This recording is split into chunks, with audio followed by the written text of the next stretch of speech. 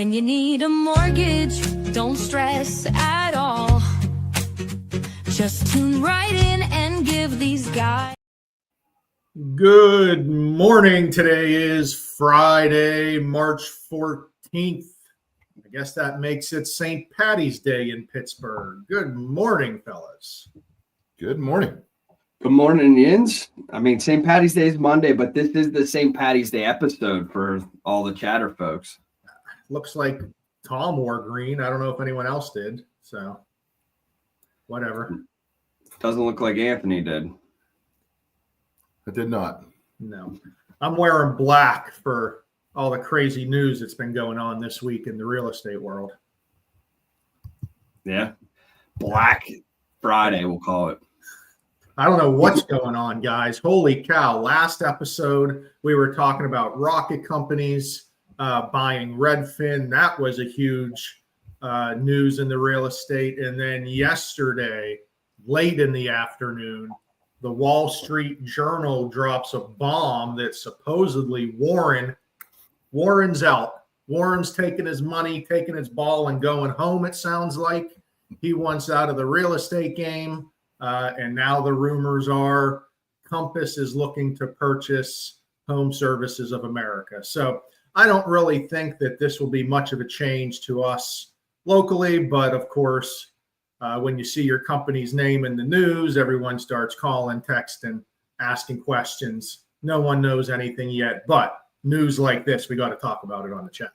Yeah, for sure. And I mean, that was breaking news just after the bell sounded yesterday. So that makes me think that may even go into play today. A couple articles I read said deal was imminent and, unless there's a last minute hiccup. So with when it was announced, how it was announced, after the bell, no one could play on that stocks. I certainly think that it is going to be a done deal unless something were to go crazy. Yeah, you would think once something like that leaks, it's not day one of the talking, right, Anth? Yeah, I mean, they got to hear it from somewhere, right? To be in the Wall Street Journal. So, and then it just went like wildfire through every outlet available. But yeah, there's definitely some questions that we've been getting, especially last night and this morning. So we'll see what happens. Yep. I mean, we have that going on. We had a bunch of news about a government shutdown that was supposedly potentially going to happen today. Sounds like that's going to be averted. So that should be good news for the market. But with all this different information popping out, it is a very, very, very fluid market. You have to stay on top of the news and rates and everything that's going on a daily basis. We're here twice a week to try to fill you in, because if you fall asleep at the wheel and you don't know what's going on, it can hurt business. So again, stay up on top of everything, read those blogs, keep up with the news, because again, if we hear it, the public's going to hear it, buyers are going to ask, sellers are going to ask. We want to make sure we have the best info possible. 100%. It's going to be a wild ride, I think, through these next few weeks. I mean, the news cycle, again, is running on full speed. Tariff talks, the economy up and down. You have to stay on top of it. Just like Ryan said, there's no way that, you could just tune in one day and think you know everything. It's something that, you need to check in on every day, because rates are also changing multiple times a day, especially with that inflation number that came in earlier this week too. We saw rates tick down, and we're hopeful that they keep ticking down too. Right. And again, you're going to hear a lot of news about the stock market. Of course, when the Dow Jones is now, I think it's officially down 10%, which puts us in a correction cycle, I'm hearing. That's going to get most of the news. But remember, that could be good news on the real estate side, because that's more than likely bringing rates down. Now, inflation did come in lower than expected, but didn't move rates all that much, which is another reason why no one has that globe, that magic sphere to say what rates are going to do in the future, because no one knows. And as you can see, there is so much news, not even only across the country, but across the globe, that can affect mortgage interest rates. And there can be one good thing on this side, but another bad thing on this side. that you got to keep your eye out for. So I'm glad to see no government shutdown. Did anyone see the lunar eclipse last night? I know last year we had a party. Everyone was watching the eclipse, but when it happens with the moon at 2:30 in the morning, it didn't seem to get the buzz that the last one did. No, that wasn't for me. I was looking at the back of my eyelids. That's way too late.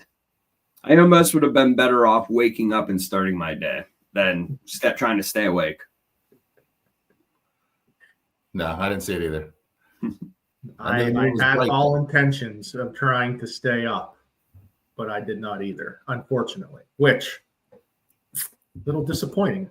But okay, with it being Friday, I want to pull this up for everyone real quick. It's Friday. What's that mean? It's open house time. All right.